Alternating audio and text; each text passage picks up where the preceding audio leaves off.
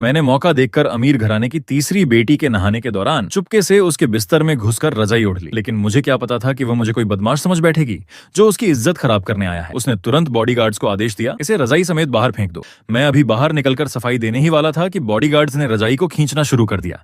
मैं लुढ़क कर सीधे बिस्तर से नीचे जा गिरा। फेंक दो इसे, जल्दी करो। मैं सहारा लेकर खड़ा हुआ और बेबस स्वर में बोला, तीसरी मिस, आप मुझे नहीं चाहती क्या? मेंग जियाओ ने जब देखा कि वह मैं हूं तो उसकी आंखें फैल गईं।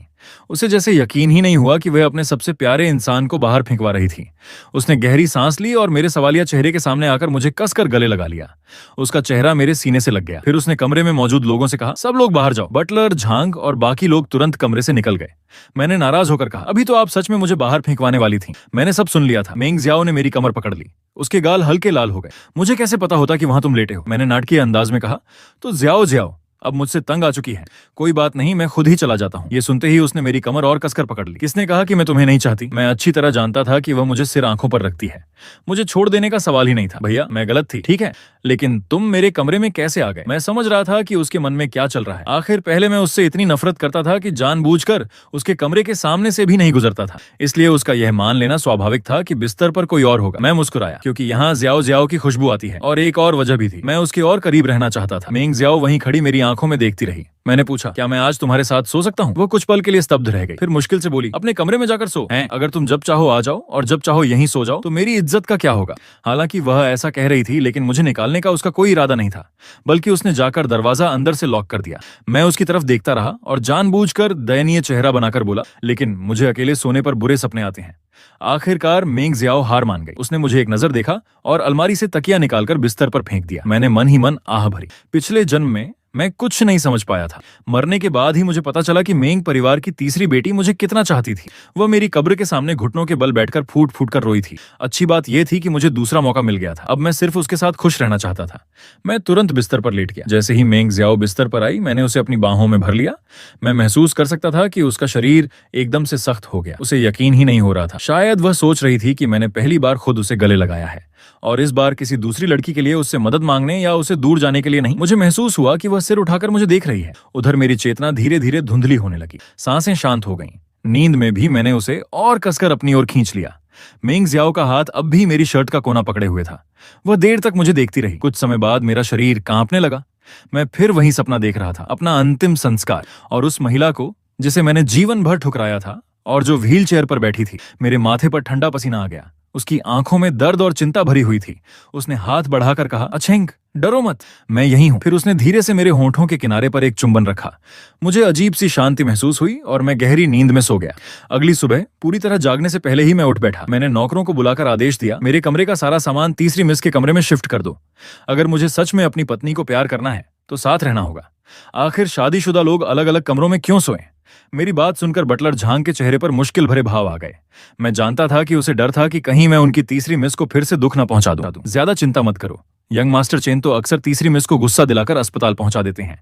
अगर इतनी ही सावधानी बरती जाए तो घर सिर पर उठ जाएगा। ऊपर से तीसरी मिस की तबीयत भी ठीक नहीं है और उन्हें गंभीर बाइपोलर डिसऑर्डर है। पिछली बार जब उनका दौरा पड़ा था, कई बॉडीगार्ड या तो मारे गए थे या बुरी तरह घायल हो गए थे।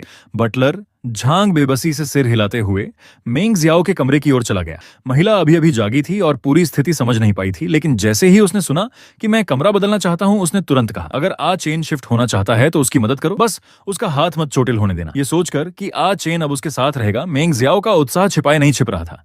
वह किसी शिकारी की तरह लग रही थी जिसे आखिरकार खुद चलकर आने वाला शिकार मिल गया हो। उसकी नजर में मैं खुद उसके पास आया था। बटलर झांग कुछ समझाने ही वाला था कि महिला ने दृढ़ता से कहा, आ चेन ऐसा नहीं करेगा। मैं घर में अकेला बैठा सोच रहा था कि आगे क्या करना है। तभी लू परिवार का फोन आया। मेरी भौहें सिकुड़ गईं। फोन पर लूचे की आवाज झुंझलाहट से भरी थी। अपने नाम मात्र के बेटे यानी मेरे लिए उसमें जरा भी चिंता नहीं थी। जल्दी कुछ करो, मेरे बेचारे यीबाई का पता नहीं अभी क्या हाल होगा। सब उस मनहूस लिन चेन की वजह से हुआ है। जिस बेटे को वह अपना खजाना कह रहा था वह था लू यीबाई, लू परिवार का उत्तराधिकारी। और मैं लू परिवार का गोद लिया हुआ बेटा था। सुनने में तो अच्छा लगता है, लेकिन मेरी जिंदगी घर के नौकरों से भी बदतर थी। कुछ महीने पहले जब लूचे का कारोबार घाटे में चला गया तो उसने फायदे के लिए मुझे एक 80 साल से ज्यादा उम्र की बूढ़ी औरत को बेचने तक की सोची थी। मेंग जियाओ ही थी जो मुझे अपने पहाड़ी विला में ले आई थी। मुझसे लू यीबाई को बचाने को कह रहे हो? ठीक है, लेकिन अफसोस तीसरी मिस मेरी बात ही नहीं मानती। अब मैं क्या करूं? पिछले जन्म में लू यीबाई ने ही एक कार दुर्घटना रचकर मेरी जान ली थी और अब मुझसे उसी को बचाने के लिए कहा जा रहा था। मैं तो चाहता था कि वह अभी इसी पल मर जाए। फोन के दूसरी तरफ से गुस्से भरी दहाड़ सुनाई दी। यीबाई घर नहीं लौट पा रहा, इसकी वजह सिर्फ तुम हो। मैं कैसे भूल सकता था? लू यीबाई ने मुझे फंसाया था, मेंग जियाओ को भी चोट पहुंचाई थी और फिर दिखावे के लिए मेरी मदद करने का नाटक किया था। आखिर में मेंग जियाओ ने उसे पकड़कर वापस घसीट लाया। वह पूरी तरह भड़क गई थी। उसने सीधे लू यीबाई और उस घटिया औरत जांग जियांग को पकड़वा लिया और दोनों को बुरी तरह सजा दी। लिन चेन, जल्दी कोई तरीका निकालो जिससे यीबाई घर वापस आ सके। उसके हुक्म चलाने वाले लहजे को सुनकर मैं हंस पड़ा। जब कोई खुद मौत को बुला रहा हो तो उसे कोई नहीं बचा सकता। तू एहसान फरामोश निकला। मैंने सीधे फोन काट दिया और होंठों पर ठंडी मुस्कान उभर आई। मैं लू यीबाई को कभी नहीं छोड़ूंगा। मैं पूरे लू परिवार से खून का हिसाब वसूल करूंगा। क्या? लिन चेन, उस आदमी को तुम्हारे साथ एक ही कमरे में रहना है? नहीं, बिल्कुल नहीं। तीसरी बहन, उसकी बातों में मत आना। वह 100% तुम्हें बेवकूफ बनाने की कोशिश कर रहा है। मेंग जियाओ की आंखें धीरे धीरे और भी ठंडी होती गईं। तीसरी बहन, खुद को धोखा मत दो। तुम्हें अच्छी तरह पता है कि लिन चेन कितने तरह की चालें चलता है। गु नियन ये बात अच्छी तरह जानती थी। 3 महीने पहले लिन चेन खिड़की से भागने की कोशिश करते हुए पकड़ा गया था। उसने चाकू से जियाओ जियाओ की बांह भी घायल कर दी थी। 1 महीने पहले उसने एक चूहा पकड़कर जियाओ जियाओ के बेडरूम में छोड़ दिया था। इन कुछ महीनों में मेंग जियाओ ने लिन चेन को बेहिसाब छूट दे रखी थी। लिन चेन चाहे उसे कितना भी नुकसान पहुंचाए, वह कभी किसी को उस आदमी की एक उंगली तक छूने नहीं देती थी। यहां तक कि पिछली बार जब लिन चेन की वजह से उसका दौरा पड़ा था, तब भी उसके मन में सबसे पहला ख्याल उसी आदमी की रक्षा करने का आया था। गु नियन ये बात बिल्कुल समझ नहीं पा रही थी। लिन चेन जैसा आदमी आखिर ऐसी कौन सी बात रखता था कि तीसरी मिस उसके साथ इतना अच्छा व्यवहार करती थी? तीसरी बहन, इस बार भी वह वही पुरानी चाल चल रहा है। अपनी शक्ल सूरत का फायदा उठा रहा है। जैसे ही तुम उसकी बातों पर भरोसा करोगी, वह तुम्हें एक लात मारकर छोड़ देगा। लेकिन मेंग जियाओ बस चुपचाप बैठी रही। चुप हो जाओ। गु नियन शायद कुछ और कहना चाहती थी, लेकिन मेंग जियाओ ने उसे एक ठंडी नजर से देखा। अगर एक शब्द और कहा तो तुम्हें अफ्रीका भेज दूंगी डॉक्टर बनकर काम करने। आज चेन चाहे किसी भी मकसद से मेरे करीब आना चाहता हो, जब तक वह मेरे पास आने को तैयार है, मैं उसे पूरी दुनिया दे दूंगी। मैं वापस पहाड़ी विला आ गया और अकेला आंगन में बैठ गया। दिमाग पूरी तरह उलझा हुआ था। पूरा दिन बीत गया, लेकिन जियाओ जियाओ की एक झलक तक नहीं मिली। आखिर मैं खुद को रोक नहीं पाया और बटलर झांग से पूछ बैठा, तीसरी मिस आखिर कब वापस आएंगी? काम खत्म होते ही लौट आएंगी। ये सुनकर मैंने विला के बाहर खड़े बॉडीगार्ड्स पर एक नजर डाली। इतने लोग? ये मुझे बिल्कुल नहीं रोक सकते थे। अगर मैं चाहता तो किसी भी समय यहां से निकल सकता था। पिछले जन्म में मैं इसलिए नहीं भागा था क्योंकि मुझे डर था कि मेरे जाने के बाद मेंग जियाओ लू परिवार पर हमला कर देगी। लेकिन सच तो ये था कि मेरी लड़ाई की क्षमता के सामने ये 10 बॉडीगार्ड मिलकर भी कुछ नहीं थे। मैं कुछ सेकंड तक मुख्य दरवाजे की ओर देखता रहा। तभी एक कार धीरे धीरे अंदर दाखिल हुई। जैसे ही वह परिचित आकृति कार से उतरी, मेरे चेहरे पर मुस्कान फैल गई। मैं तुरंत उसकी ओर तेजी से बढ़ा। तुम वापस आ गई?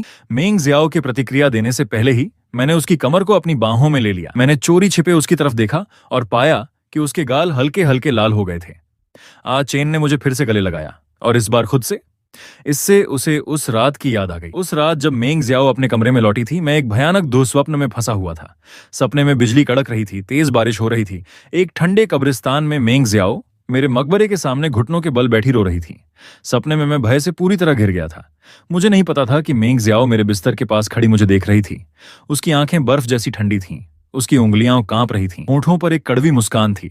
मैं अचानक झटके से जाग गया। आंखें खुलते ही मैंने मेंग जियाओ को देखा। बिना कुछ सोचे समझे मैं उसे कसकर गले लगा बैठा, जैसे कोई डूबता इंसान तिनके का सहारा पकड़ ले। मैंने उसे इतनी मजबूती से पकड़ा कि छोड़ने का नाम ही नहीं लिया।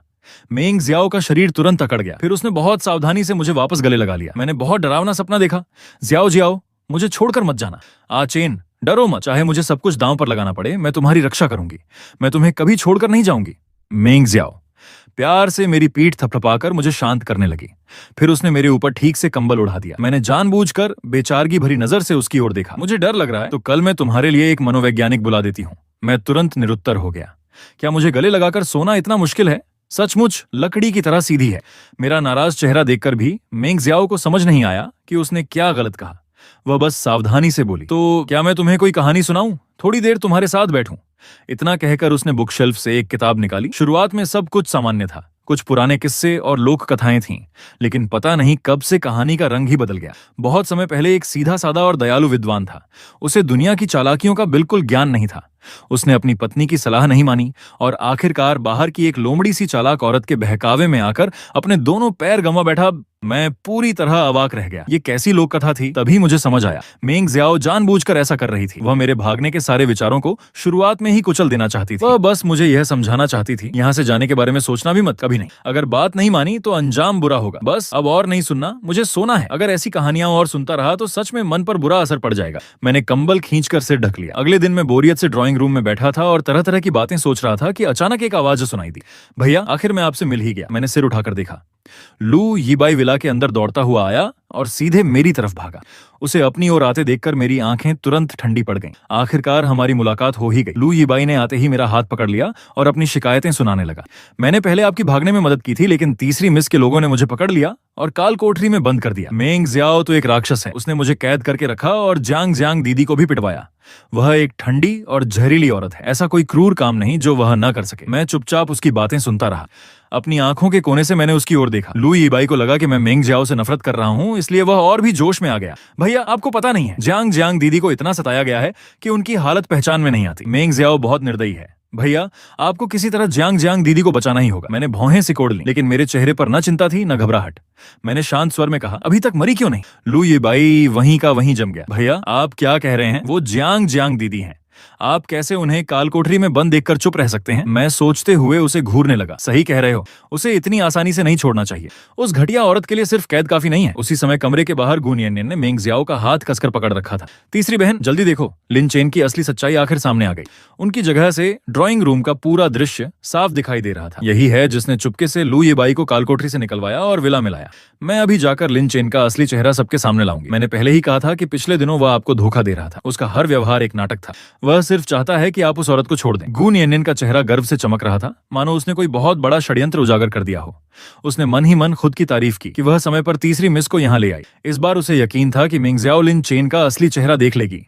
मेंग जियाओ वहीं खड़ी रही, लेकिन उसके चारों ओर का माहौल लगातार ठंडा होता जा रहा था। उसके मन में एक ही सवाल घूम रहा था, क्या चेन सचमुच मुझे सिर्फ धोखा दे रहा था? अगर मैं उसकी टांगें तोड़ दूं तो क्या वह हमेशा मेरे पास रहेगा? मुझे अभी तक अपने आसपास मंडरा रहे खतरे का जरा भी एहसास नहीं था। पिछले जन्म में मेंग जियाओ ने लू यीबाई और जांग जांग को तभी छोड़ा था जब मैंने अपनी जान देने की धमकी दी थी, लेकिन इस जन्म में मैंने उनके लिए एक शब्द तक नहीं कहा था। फिर भी मेंग जियाओ ने लू यीबाई को अंदर आने दिया। हालांकि इससे कोई फर्क नहीं पड़ता, चूंकि वह खुद चलकर मेरे सामने आया था, इसलिए मैं इस घटिया जोड़ी को आसानी से नहीं छोड़ने वाला था।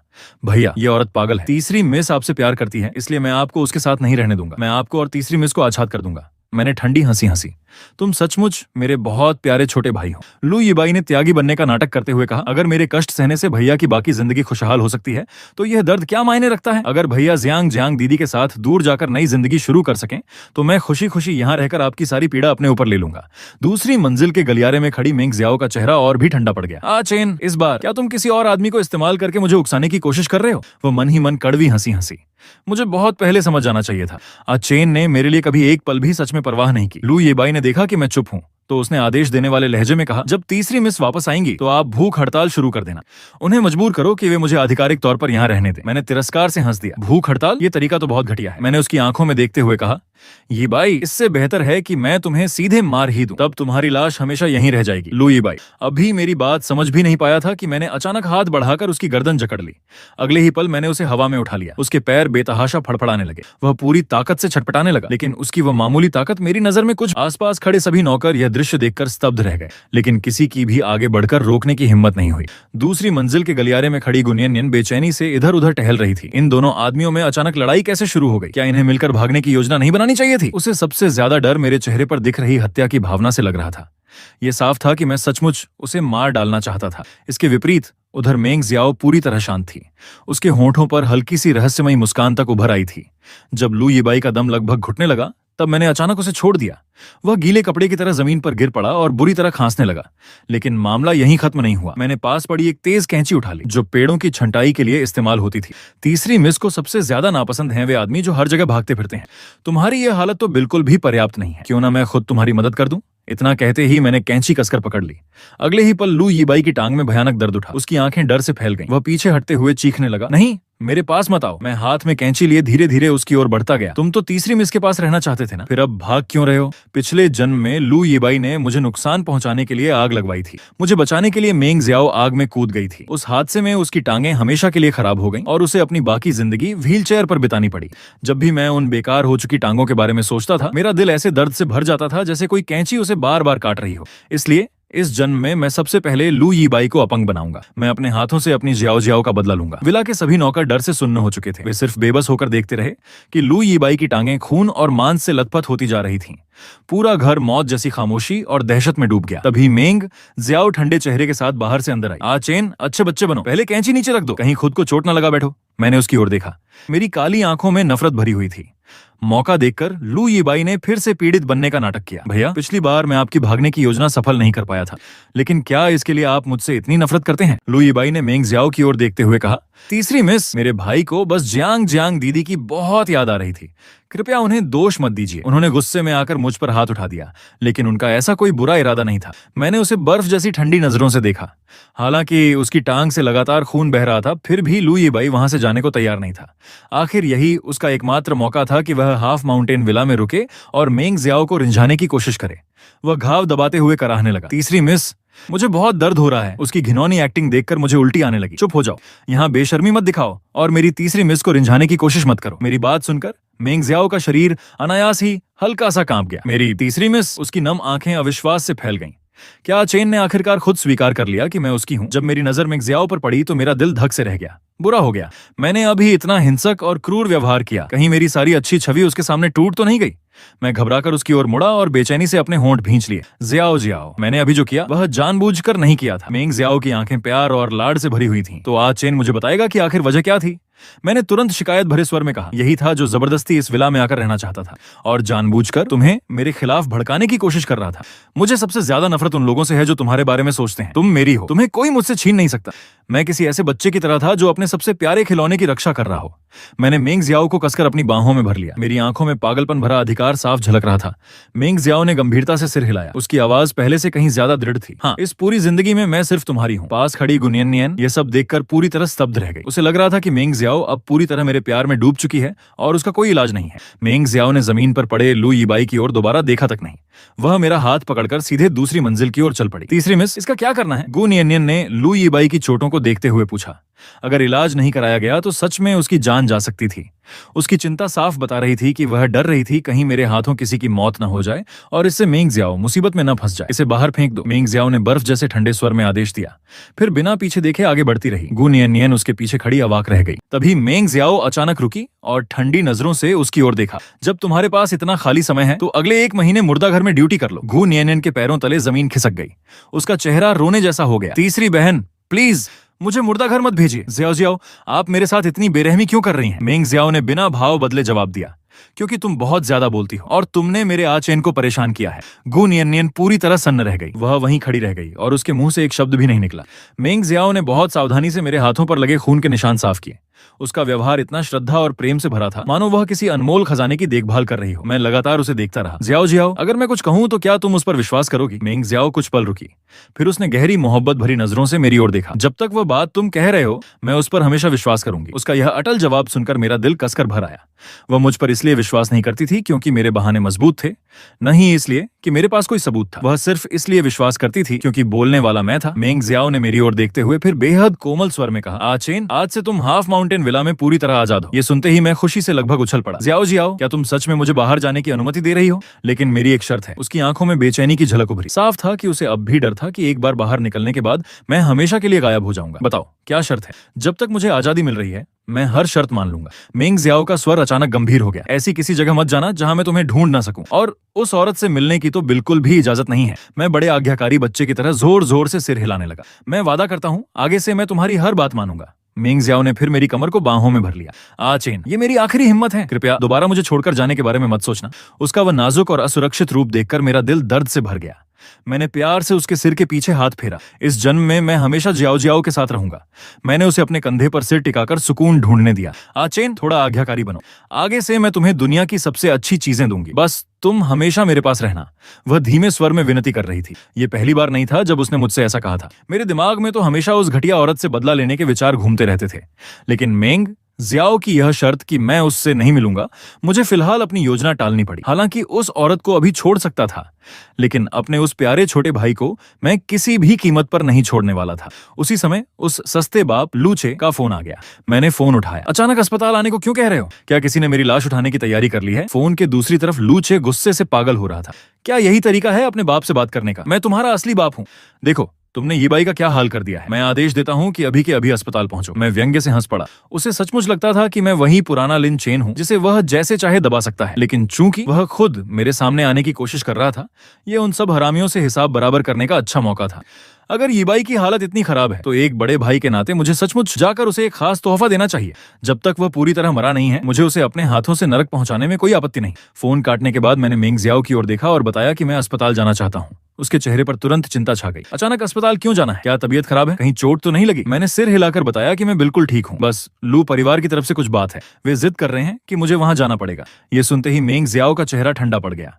वह अच्छी तरह जानती थी कि इन सालों में लू परिवार ने मेरे साथ कैसा व्यवहार किया था। उसने ठंडे स्वर में कहा, उन घटिया लोगों के लिए अपना समय बर्बाद करने की कोई जरूरत नहीं है। मैंने मुस्कुराकर उसके गाल को हल्के से दबाया और दृढ़ता से कहा, मैं समझ गया, और आगे से मैं उन लोगों को कभी अपना फायदा नहीं उठाने दूंगा। इस बार मेरा अस्पताल जाना किसी मजबूरी की वजह से नहीं था। मैं खुद अपनी आंखों से उन मस्खरों की हालत देखना चाहता था। मेंग जियाओ ने देखा कि मेरा फैसला पक्का है, इसलिए उसने मुझे रोकना बंद कर दिया, लेकिन फिर भी वह निश्चिंत नहीं हो सकी। उसने मेरा हाथ कसकर पकड़ लिया और कहा कि वह मेरे साथ चलेगी।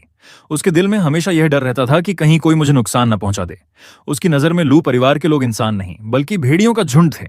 उसे डर था कि मैं फिर किसी मुसीबत में फंस जाऊंगा, लेकिन बहुत जल्द मैं अपने कर्मों से जियाओ जियाओ को समझा दूंगा कि उसकी ये सारी चिंताएं बिल्कुल बेकार थीं। अब वाला मैं पहले जैसा आसान शिकार नहीं था। जब काली लग्जरी कार एक खूबसूरती से सजी हुई फूलों की दुकान के सामने रुकी तो मैंने ड्राइवर को गाड़ी रोकने को कहा और अकेला नीचे उतर गया। मुझे देखते ही फूलों की दुकान की मालकिन मुस्कुराते हुए आगे आई। हैंडसम, किसके लिए फूल लेने आए हैं? चाहे तो मैं आपको कुछ अच्छे सुझाव दे सकती हूँ, मैंने शांत स्वर में जवाब दिया। किसी को देने के लिए नहीं, बस अस्पताल में एक ऐसे मरीज से मिलने जा रहा हूं जो मुझे बिल्कुल पसंद नहीं है। दुकानदार ने तुरंत पास रखी सफेद लिली की ओर इशारा किया। तो लिली ले जाइए, अस्पताल में मरीजों से मिलने के लिए यही सबसे अच्छा फूल माना जाता है। लेकिन मैंने उन लिली की तरफ देखा तक नहीं।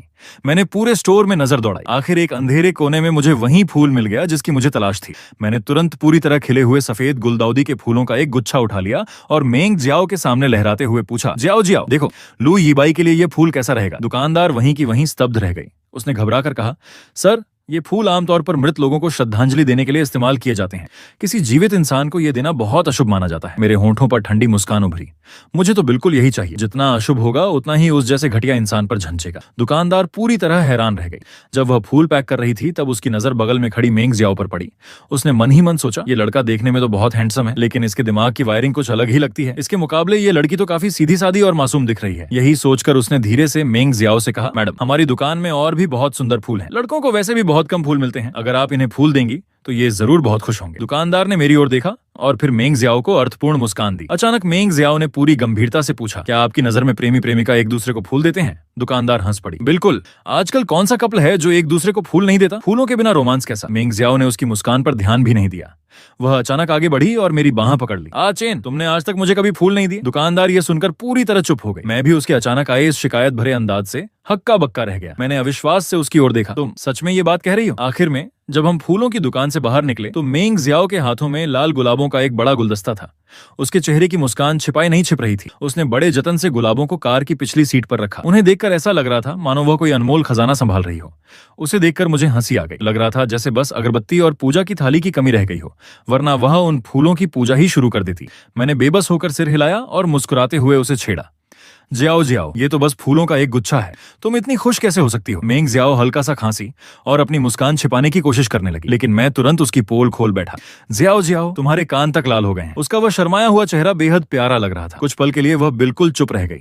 मैं आराम से आगे वाली सीट पर बैठ गया। नजर अनायास ही उसके खूबसूरत चेहरे पर जा टिकी। आज उसे छेड़ने का एक अच्छा मौका था। मैंने शरारत करते हुए उसका ध्यान भटकाने की कोशिश की।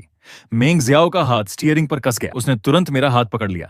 उसकी आवाज अचानक ठंडी हो गई और उसमें हल्की सी जलन भी झलक रही थी। आखिर किस औरत की बात कर रहे हो जिसे तुम अब तक भूल नहीं पाए? मैं एक पल के लिए पूरी तरह हैरान रह गया। उसकी आवाज अचानक ठंडी हो गई और उसमें गहरी जलन साफ झलक रही थी। आखिर किस औरत का स्पर्श है जिसे तुम अब तक भूल नहीं पाए हो? मैं पूरी तरह हक्का बक्का रह गया। हैं जियाओ जियाओ, तुम गलत समझ रही हो। मैं तो तुम्हारी इस ड्रेस के कपड़े की बात कर रहा था। इसका कपड़ा बहुत अच्छा है, बहुत मुलायम और चिकना लगता है। मेंग जियाओ ने मेरा हाथ पकड़े पकड़े एक पल के लिए ठहराव महसूस महसूस किया। उसका पूरा शरीर जैसे हल्का सा अकड़ गया। अच्छा तो फिर ठीक है, मैंने जानबूझकर मासूमियत भरा चेहरा बनाया। कपड़े के अलावा और क्या हो सकता था? जियाओ जियाओ, तुमने आखिर क्या समझ लिया था? मेंग जियाओ ने गहरी सांस ली। मैंने भी यही समझा था कि तुम ड्रेस की बात कर रहे हो। मैंने गंभीरता से सिर हिलाया, मानो उसकी बात पर पूरा विश्वास कर लिया हो। लेकिन मौका मिलते ही मेरा हाथ फिर से शरारत करते हुए उसकी जांघ पर जा टिका। बातों बातों में हम अस्पताल पहुंच गए। उधर लू यीबाई बेहद दयनीय हालत में अस्पताल के बिस्तर पर पड़ा था। उसकी घायल टांग मोटी पट्टियों में पूरी तरह लिपटी हुई थी। उसकी माँ और लूचे उसके आसपास खड़े होकर उसकी देखभाल कर रहे थे। जैसे ही लू यीबाई ने अपनी माँ को देखा, वह जोर जोर से रोने लगा। माँ, ये सब उस निकम्मे लिन चेन की वजह से हुआ है। उसने जानबूझकर मुझे मारने की कोशिश की। चिल्लाते हुए उसने मेज पर रखा पानी का गिलास उठाकर जमीन पर दे मारा। आपको पता भी नहीं है कि वह मुझे किस तरह की नफरत भरी नजरों से देख रहा था। उसकी माँ का चेहरा दर्द और चिंता से भर गया। वह तुरंत उसे दिलासा देने लगी। यीबाई, शांत हो जाओ, गुस्से में अपनी तबीयत मत खराब करो। ऐसे इंसान के लिए परेशान होने की कोई जरूरत नहीं है। जब वह लिन चेन यहाँ आएगा तो मैं उसे सबके सामने घुटनों के बल झुकाकर तुमसे माफी मंगवाऊंगी और उससे तुम्हारे सामने सिर झुकाकर गलती स्वीकार करवाऊंगी। उधर शांग वान ने सावधानी से एक बैंक कार्ड निकालकर अपने बेटे को थमा दिया। यीबाई, ये 1 मिलियन युआन है जो मैंने तुम्हारे पिता से लेकर तुम्हारे लिए रखे हैं। आराम से खर्च करना। 1 मिलियन की रकम सुनकर लू यीबाई का चेहरा थोड़ा बेहतर हुआ, लेकिन उसकी आंखों में जलन और ईर्ष्या अब भी साफ दिखाई दे रही थी। वह जलते हुए स्वर में अपनी माँ से शिकायत करने लगा। माँ, आखिर लिन चेन की किस्मत इतनी अच्छी क्यों है? तीसरी मिस ने उसे पसंद कर लिया, यहाँ तक कि उसे हाफ माउंटेन विला में रहने भी दिया। वह देहाती आदमी तीसरी मिस के लायक ही नहीं है। उसके पास रहने का अधिकार मेरा होना चाहिए था। शांग वान ने तुरंत अपने लाडले बेटे को सांत्वना दी। यीबाई, चिंता मत करो माँ, उस आदमी से तुम्हारी सारी दौलत और सम्मान वापस छीन कर रहेगी। उस जैसे इंसान को यह सब भोगने का कोई हक नहीं है। उसकी औकात तो पूरी जिंदगी हमारे लू परिवार में नौकर बनकर रहने की है। तभी मैंने कमरे का दरवाजा धक्का देकर खोल दिया और ठंडी हंसी हंसा। सच में तो लू मैडम के दिल में मेरी हैसियत हमेशा से सिर्फ एक नौकर की थी। शांग वान अभी मुझे कोस ही रही थी, लेकिन जैसे ही उसने सिर उठाकर देखा कि मेरे पीछे मेंग जियाओ खड़ी है, उसके चेहरे का रंग उड़ गया। वह इतनी डर गई कि तुरंत चुप हो गई। उसके चेहरे पर बेहद बनावटी और असहज मुस्कान आ गई। आ चेन, तुम आ गए, जल्दी आकर बैठो। फिर उसने डरते डरते मेंग जियाओ की ओर देखा। तीसरी मिस, आप भी कृपया बैठिए। मैंने तुरंत हैरानी का अभिनय किया। सच कहूं तो मुझे विश्वास ही नहीं हो रहा। आप मुझे हमेशा से नौकर समझती थी। ये सुनकर मुझे सचमुच बहुत दुख हुआ है। शांग वान घबराकर सफाई देने लगी। चेन, तुम गलत समझ रहे हो। मैंने हमेशा तुम्हें अपने सगे बेटे की तरह प्यार किया है। मेरे लिए तुम और यीबाई बिल्कुल एक जैसे हो। मैंने मुस्कुराते हुए सिर हिलाया। ओह, तो ऐसी बात है। मुझे पता था कि लू मैडम दुनिया की सबसे निष्पक्ष इंसान है। शांग वान ने सोचा कि मैं उसकी बातों में आ गया हूँ। उसने राहत की सांस ली, लेकिन तभी मेरी नजर मेज पर रखे बैंक कार्ड पर पड़ी। मैंने जानबूझकर मासूमियत से पूछा, अगर आप मुझे भी अपना बेटा मानती हैं तो यह 1 मिलियन युआन सिर्फ यीबाई को क्यों मिले, मुझे क्यों नहीं? मैंने दुखी चेहरा बनाकर उनकी ओर देखा। क्या इतने सालों से आपका प्यार सिर्फ मुझे बहलाने के लिए बोला गया झूठ था? ये सुनते ही शांग वान की आंखों में झुंझलाहट और तिरस्कार की झलक उभरी, लेकिन मेंग जियाओ की मौजूदगी के कारण वह कुछ कह नहीं सकी। वह केवल असहज मुस्कान के साथ बोली, चेन, माँ तुम्हें कैसे धोखा दे सकती है? ये कार्ड कुछ समय बाद मैं खुद तुम्हें दे दूंगी, ठीक है? मेरे दिल में ठंडी हंसी गूंज उठी। लगता था उन्होंने पहले ही तय कर लिया था कि यह पैसा मुझे कभी नहीं मिलेगा, भले ही वे मुझे अपना सगा बेटा न मानते हो। कोई बात नहीं, वैसे भी मुझे इसकी आदत पड़ चुकी है। मैंने निराश होकर सिर झुका लिया। मेरे पीछे खड़ी मेंग जियाओ की आभा और भी ठंडी होती जा रही थी। शांग वान की ओर उसकी नजरें इतनी भयावह थीं कि किसी का भी दिल कांप जाए। लू यीबाई ने घबराकर बैंक कार्ड को और कसकर पकड़ लिया। यीबाई, छोड़ो उसे। मेंग जियाओ की नजर से शांग वान के पूरे शरीर में सिहरन दौड़ गई। वह मजबूरी में आगे बढ़ी और लू यीबाई के हाथ से बैंक कार्ड छीन लिया। फिर उसने वह कार्ड मेरी ओर बढ़ा दिया। चेन, माँ ने सच में तुमसे झूठ नहीं कहा था। बस यीबाई की हालत खराब थी, इसलिए पहले उसे देना चाहती थी। चूंकि तुम अभी चाहते हो तो यह कार्ड तुम्हारा है। ऐसे दिखावटी नाटक देखकर मैं कब का ऊब चुका था। बाहर वालों के सामने वह हमेशा प्यार करने वाली माँ का अभिनय करती थी, लेकिन जैसे ही घर के दरवाजे बंद होते वह मुझे इंसान तक नहीं समझती थी। मैंने बिना किसी भाव के हाथ बढ़ाकर वह बैंक कार्ड ले लिया। कितनी हास्यास्पद बात थी। जुबान से कह रही थी कि कार्ड मेरा है, लेकिन उंगलियां अब भी कार्ड के किनारे को कसकर पकड़े हुए थीं, जैसे उसे छोड़ना उसके लिए किसी सजा से कम ना हो। उसकी आंखें तो मानो कार्ड में छेद कर देना चाहती थीं। तो फिर लू मैडम की मेहरबानी के लिए धन्यवाद। मैंने उसके सामने ही कार्ड अपनी जेब में रख लिया। ये 10 लाख युआन लू परिवार को काफी समय तक दर्द देने वाले थे। मैं बस उनके चेहरे पर वह भाव देखना चाहता था जैसे किसी ने जबरदस्ती उन्हें कड़वी दवा पिला दी हो, और सचमुच वैसा ही हुआ। बिस्तर पर पड़ा लू यीबाई गुस्से से कांपने लगा। उसकी उंगलियां चादर को कसकर पकड़ चुकी थीं। मैंने आराम से पास रखी मेडिकल रिपोर्ट उठा ली। रिपोर्ट पढ़कर मन में अफसोस हुआ। अफसोस, इतनी गंभीर चोट के बाद भी इसे स्थायी विकलांगता नहीं हुई। रिपोर्ट पर लिखा था कि चोट गंभीर तो है, लेकिन पूरी तरह ठीक होने की संभावना मौजूद है। ये देखकर मुझे निराशा हुई। ये उसके लिए बहुत आसान सजा थी। मैंने बनावटी चिंता जताते हुए पूछा, अरे यीबाई की चोट कितनी गंभीर है? कहीं इसे पूरी जिंदगी बिस्तर पर तो नहीं रहना पड़ेगा? मैं जानबूझकर उसके और करीब चला गया। लू यीबाई का चेहरा तुरंत सुर्ख हो गया। उसे बिल्कुल उम्मीद नहीं थी कि मैं उसके सामने खड़ा होकर इतनी बेशर्मी से हालचाल पूछूंगा। ये उसके जख्मों पर नमक छिड़कने जैसा था। वह मन ही मन सोच रहा था, बस मेंग जियाओ यहाँ से चली जाए, फिर मैं हर तरीका अपनाकर लिन चेन को ऐसी हालत में पहुंचाऊंगा कि वह जी भी न सके और मर भी न सके। मैंने मुस्कुराते हुए फूलों का गुच्छा उसकी ओर बढ़ाया। ये भाई देखो, तुम्हारे लिए तुम्हारे बड़े भाई ने बड़ी मेहनत से ये फूल चुने हैं, इन्हें जरूर संभाल कर रखना। जैसे ही लू यीबाई ने सफेद गुलदाउदी के फूल देखे, उसका चेहरा कागज की तरह सफेद पड़ गया। मेरे मन में ठंडी हंसी गूंज उठी। पहले उन्होंने मेरे साथ जो कुछ किया था, अब मेरे लिए कुछ भी करना मुश्किल नहीं था। लू यीबाई दांत पीसते हुए बोला, तुम मुझे ऐसे फूल देने की हिम्मत कैसे कर सकते हो? लेकिन मेंग जियाओ की मौजूदगी में वह और कुछ कहने की हिम्मत नहीं जुटा पाया। तभी मेंग जियाओ आगे बढ़ी। उसकी निगाह सीधी लू यीबाई पर टिक गई। उसकी आवाज में ऐसी ठंडक थी कि सुनने वालों की रूह कांप जाए। आज चेन ने खुद तुम्हारे लिए फूल चुने हैं। क्या तुम्हें ये पसंद नहीं आए? ये उसकी तरफ से खास तौर पर चुना गया तोहफा है। तुम्हें इसे नापसंद करने का क्या अधिकार है? शांग वान का चेहरा डर से सफेद पड़ गया। वह जल्दी से बीच में बोली, नहीं नहीं, ऐसी कोई बात नहीं है। यीबाई को तो ये फूल बहुत पसंद आए हैं। आ चेन, तुम्हारा बहुत धन्यवाद। ये सब देखकर मुझे बेहद व्यंग्यपूर्ण लगा। लू यीबाई गुस्से से कांप रहा था, लेकिन आखिरकार उसने दांत भींचकर कहा, तो बड़े भाई की इस कृपा के लिए धन्यवाद। मैंने उन दोनों की ओर देखा। मेरी आंखों में जरा भी गर्माहट नहीं थी। ये तो बस शुरुआत थी। पिछले जन्म की यादें मेरे सामने घूम गईं। जलती हुई आग में मेरा चेहरा बर्बाद हो गया था, फिर कार दुर्घटना और अंत में मेरी निर्मम हत्या। इतना ही नहीं, उस औरत को भी इसकी कीमत चुकानी पड़ी थी, जो मुझसे अपनी जान से भी ज्यादा प्यार करती थी। इस खून का हिसाब मैं कभी नहीं भूलूंगा। मेरा चेहरा धीरे धीरे कठोर होता गया, यहाँ तक कि उसमें भयावहता झलकने लगी। मेंग जियाओ ने तुरंत मेरे भावों में बदलाव महसूस कर लिया। वह एक कदम आगे बढ़ी। नरमी लेकिन दृढ़ता के साथ उसने मेरी बांह थाम ली। उसके स्पर्श की गर्माहट ने मेरे भीतर का अंधेरा धीरे धीरे मिटा दिया। मेरा मन शांत होने लगा।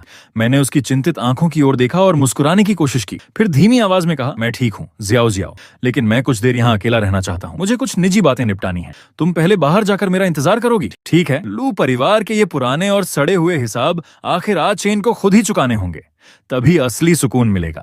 वह हल्का सा पंजों के बल उठी और मेरे कान के पास आकर धीरे से बोली, अपने साथ जरा भी अन्याय मत होने देना, समझे? मैंने सिर हिलाकर हामी भर दी। जब तक मेंग जियाओ की परछाई दरवाजे से ओझल नहीं हो गई, मैं उसे देखता रहा। और जैसे ही कमरे में सिर्फ हम 3 लोग बचे, शांग वान के चेहरे का वह बनावटी दयालु मुखौटा पूरी तरह टूट गया। लिन चेन, तुम निकम्मे, जल्दी से वो बैंक कार्ड यीबाई को वापस करो। वह पैसा उसी का है। तुम जैसे आदमी उस रकम के लायक भी नहीं हो। लू यीबाई भी तुरंत मासूम बनने लगा। माँ, आप गुस्सा मत कीजिए, भैया ने जानबूझकर नहीं छीना होगा। फिर मेरी ओर मुड़कर बोला, भैया आप गलत मत समझना, जब पिताजी का बड़ा बिजनेस डील पूरा हो जाएगा तब वो आपको भी कुछ जेब खर्च दे देंगे। उसके चेहरे पर एहसान जताने वाला भाव था। मैं अपनी हंसी रोक नहीं पाया। ये छोटा भाई सचमुच कमाल का अभिनेता था। इतने सालों में उसकी एक्टिंग का स्तर जरा भी नहीं बदला था।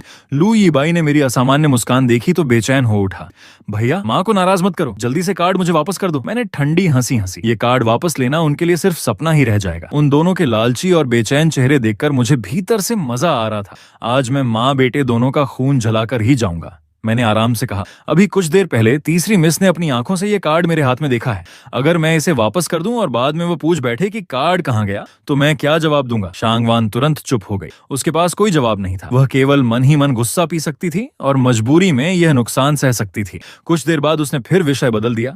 यीबाई की टांग की यह हालत तुम्हारी वजह से हुई है। तुम एहसान फरामोश। मेरे बेटे को चोट पहुंचाने की हिम्मत कैसे हुई तुम्हारी? मैंने उसकी ओर देखने की भी जरूरत नहीं समझी।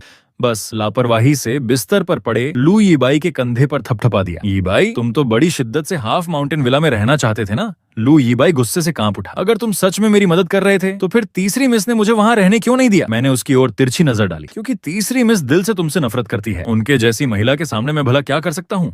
क्या सड़क से निकले किसी बदबूदार चूहे को पकड़कर मैं तीसरी मिस की गर्दन पर छुरी रख दूं कि वो उससे प्यार करे? लू यीबाई की आंखें लगभग बाहर निकल आईं। वह क्रोध से फटने वाला था। शांग वान ने बेटे को इतना अपमानित होते देखा तो पागलों की तरह चीखने लगी।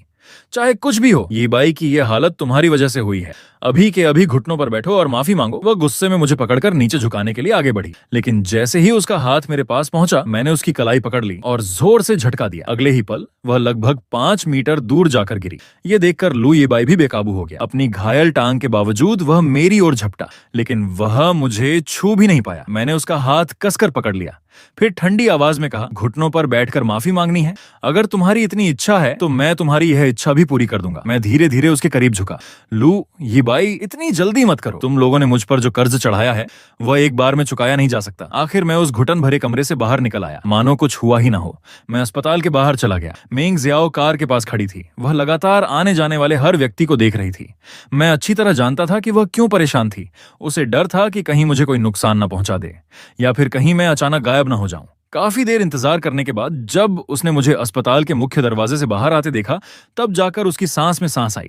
वह तुरंत मेरी तरफ बढ़ी। घबराहट में उसने सिर से पैर तक मुझे ध्यान से देखा, जैसे यह सुनिश्चित कर रही हो कि मैं बिल्कुल सुरक्षित हूं। मैं मुस्कुराया और मौके का फायदा उठाकर उसके कंधे पर अपना हाथ रख दिया। मुझे जरा भी चोट नहीं लगी।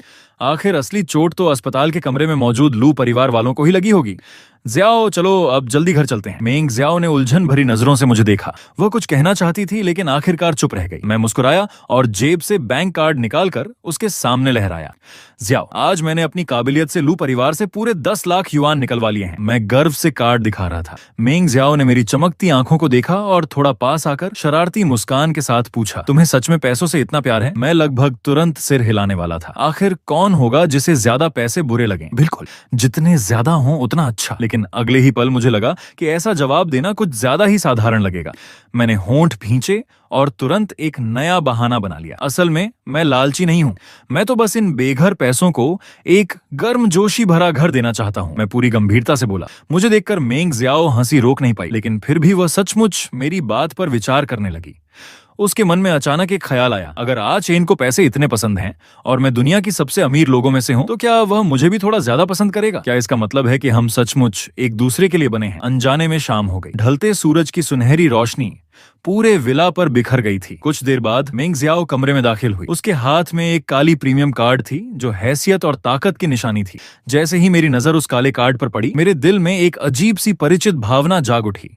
मैंने उत्साह से पूछा, यह सच में मेरे लिए है? मेंग ज़ियाओ का चेहरा तुरंत लाल हो गया। वह घबराकर नजरें चुराने लगी और धीरे से सिर हिला दिया। फिर थोड़ी अजीब चाल से चलती हुई मेरे पास आकर बैठ गई। मैं बिना देर किए उसके पास खिसक आया और उसे अपनी बाहों में भर लिया। तुम मेरे साथ इतना अच्छा व्यवहार कैसे कर सकती हो? पुनर्जन्म के बाद से उस पहली रात की दुर्घटना को छोड़कर हम दोनों कभी इतने करीब नहीं आए थे। मेरे अचानक गले लगाने से हमेशा शांत और संयत रहने वाली मेंग ज़ियाओ भी थोड़ी घबरा गई। मैं हंसते हुए बोला, हमारी तीसरी मिस तो कमाल है। एक बार हाथ खोलती हैं तो इतना बड़ा तोहफा दे देती हैं। इतनी खूबसूरत भी हो और तुम्हारी फिगर भी कमाल की है। सच कहूं तो तुम बिल्कुल मेरी पसंद के मुताबिक हो। मेंग ज़ियाओ को हमेशा लगता था कि मेरी तारीफों में कुछ अजीब सा छिपा होता है, लेकिन वह खुद को समझाती रही, आज चैन तो हमेशा से सीधा साधा और मासूम रहा है। वह जानबूझकर मुझे छेड़ने की कोशिश नहीं कर सकता। अस्पताल से लौटने के बाद लिन चेन ने बदला लेने की आग को अपने दिल पर हावी नहीं होने दिया। उसने लू परिवार के सारे अपराधों और साजिशों का सच सबके सामने ला दिया। जिन लोगों ने उसे सालों तक अपमानित किया था, वे अपने ही कर्मों के कारण बर्बाद हो गए। लू यीबाई ने अपनी लालच और ईर्ष्या में सब कुछ खो दिया। शांगवान और लू परिवार की झूठी शान भी मिट्टी में मिल गई। आखिरकार उन्हें समझ आया कि जिस बेटे को उन्होंने ठुकराया था वही सबसे कीमती था। दूसरी ओर मेंग ज़ियाओ ने हर मुश्किल में लिन चेन का साथ नहीं छोड़ा।